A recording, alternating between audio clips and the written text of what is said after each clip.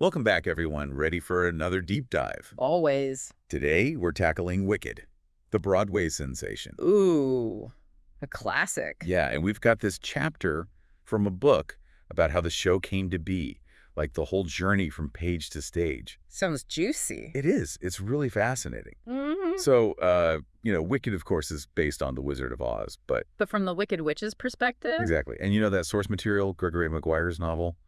It's pretty intense. Yeah, it's not exactly, light and fluffy. We're Yeah. talking identity, morality, societal pressures. Like, how do you even turn that into a musical? Right. Well, it all starts with Stephen Schwartz, the composer and lyricist. Oh, of course. The legend himself, Godspell, Pippin. Pocahontas, Prince of Egypt.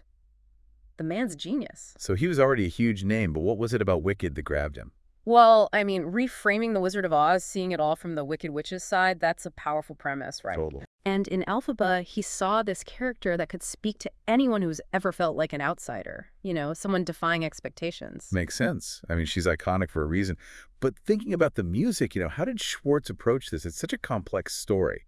Well, he knew music would be key to bringing this to life on stage. Right, like translating those emotions. Exactly. He had to distill the essence of the novel, capture the emotional core, and the music really drives the narrative. Totally. Think about Defying Gravity. It's more than just a song. Oh, for sure. That's a whole moment. It's a turning point in Elphaba's journey, and the music elevates it, gives it a depth words alone just couldn't achieve. Yeah, and the way that song has resonated with audiences, it's like an anthem. It totally is. It speaks to that universal desire to break free, to forge your own path. And Schwartz, he didn't just capture Elphaba's defiance. He also had to translate the nuances of her relationship with Glinda.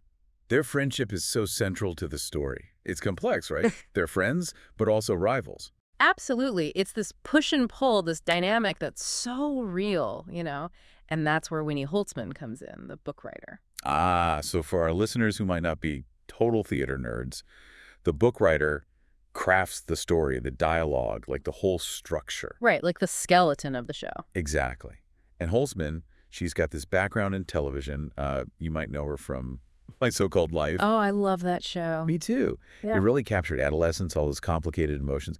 So she brings this unique perspective to Wicked. Totally. And her strength is in creating these authentic characters, dialogue that just feels real. Makes sense. But she had this massive challenge ahead of her, right? Taking this sprawling philosophical novel. And turning it into a two-act musical that could hold an audience's attention. Not an easy feat. It wasn't just about, condensing the story. It was about finding the heart of it, and she did. What's fascinating is, the novel's pretty dark. It is. But Holzman, she was able to bring in the sense of humor to the adaptation. Ah, so it's more accessible. Yes, but without sacrificing the emotional depth. Okay, so that's interesting. How did she and Schwartz work together to make sure they were both telling the same story? Because you got the music and the dialogue. They had to be in sync. Totally. They had to really identify those central themes, the key moments that drive the narrative. And every scene, every song had to serve a purpose. Wow. So much thought went into this. I'm picturing Glinda being a big part of that humor, lightening things up. Absolutely. She brings that comedic element, that lightheartedness, contrasting with Elphaba's intensity. Right, right.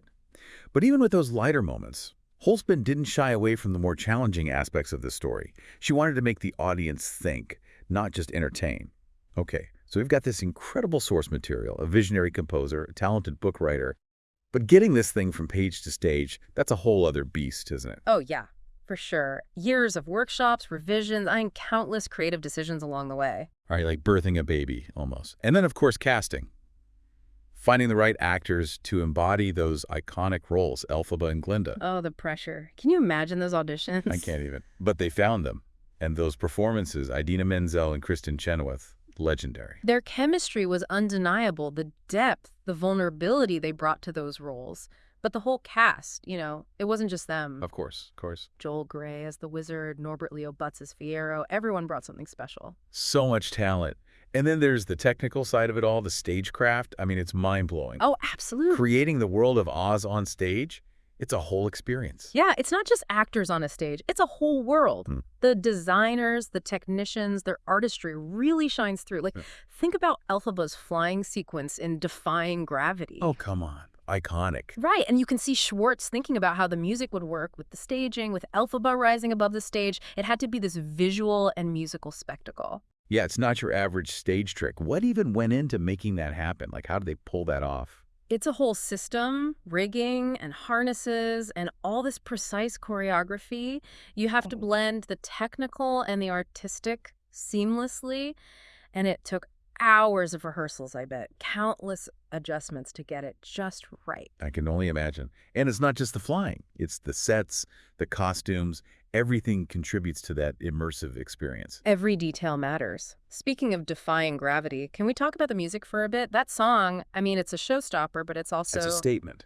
It is. It's this declaration of independence. It's the moment where Elphaba embraces her power. You can feel it, too. Like, the music just builds and builds. The way Schwartz builds the music, you know, those soaring melodies, the intensity of the orchestration. You can feel her resolve, her determination growing stronger with every note. It's powerful. And while Elphaba's rejecting those societal norms, you have Glinda grappling with them in a whole other way. Totally different approaches. It's like popular. Yeah, It's such a fun, upbeat song. It's catchy. But it also has this insightful commentary about social dynamics, the pressure to conform. Especially for young women. Absolutely.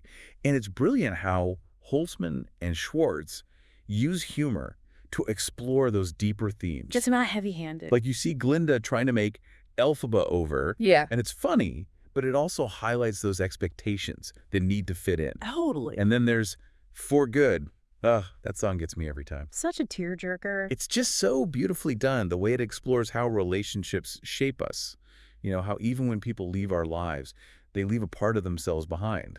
And the lyrics, the way Schwartz captures that bittersweet feeling of goodbye, the acknowledgement of the impact we have on each other. It's so moving. It's not just that these songs are catchy. There's a real depth to them. He's woven all these layers of meaning into the music. He really has. He uses these poetic images, this clever wordplay to add depth and nuance.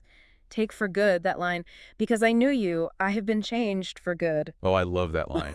It's simple, but so profound. It speaks to that transformative power of connection, how the people we meet, our experiences, they change who we are. Yeah, they really do. And it's not just the individual songs, right?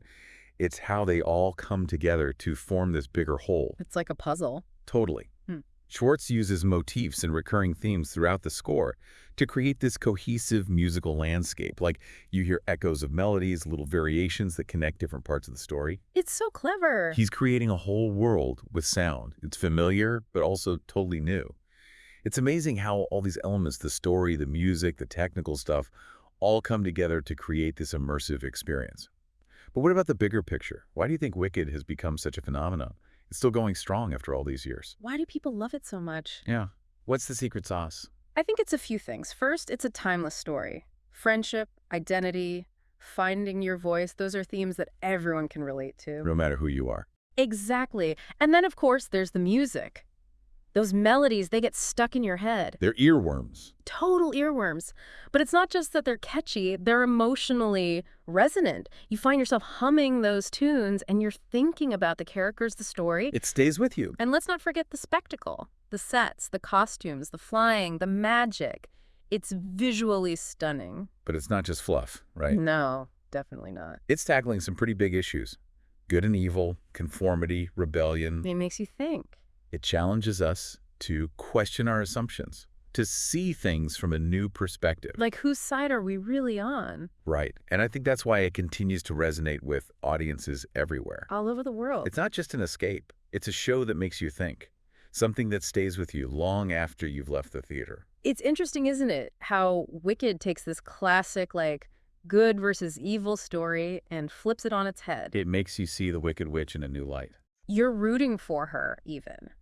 It asks us to think about her perspective, why she is the way she is. Like, she's not just bad for no reason. Right. She's got her reasons, her struggles, and it makes you realize that maybe those labels good and evil, they're not always so clear-cut. It's like those villains who think they're the heroes. Exactly. Wicked challenges us to see beyond those simple categories. There's always more to the story, you know?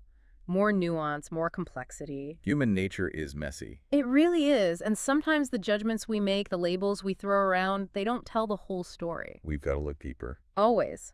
So we've journeyed from page to stage with Wicked and seen how this complex novel became a worldwide phenomenon. And it really is incredible the amount of work, the creativity that went into it.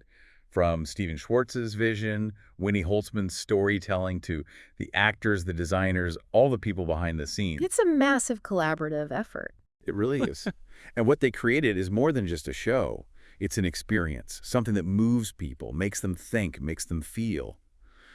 And it's still going strong. It's a testament to the power of storytelling, for sure. It really is. And for everyone listening, what other stories do we tell ourselves that could use a fresh perspective? What happens when we challenge those assumptions? When we try to see the world through someone else's eyes? It's a good question to ask ourselves. It is.